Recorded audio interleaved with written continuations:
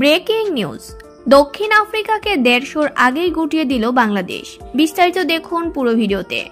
দর্শক, দুই দলই এরই মধ্যে ত্রিদেশীয় সিরিজের ফাইনাল নিশ্চিত করেছে। বাংলাদেশ ও দক্ষিণ আফ্রিকার মধ্যেকার গ্রুপ পর্বের এই ম্যাচটিতে বলা যায় ফাইনালের ড্রেস রিহার্সেল। সেই ম্যাচে দক্ষিণ আফ্রিকা অনূর্ধ্ব ১৯ দলকে ১৪৭ রানে গুটিয়ে দিয়েছে বাংলাদেশ অনূর্ধ্ব ১৯ দল। হারারেতে টসে জিতে দক্ষিণ আফ্রিকাকে ব্যাটিংয়ে পাঠায় বাংলাদেশ। শুরু থেকেই বাংলাদেশি বোলারদের তোপের মুখে পড়ে প্রোটিয়ারা। ৪৫ রানের মধ্যে তাদের ৫ উইকেট তুলে নেয় বাংলাদেশ। বাঁহাতি স্পিনার সঞ্জিত মজুমদার ৩৯ রানে শিকার করেন ৪টি উইকেট। ২টি করে উইকেট নেন আল ফাহাদ আর সামিউল বশির।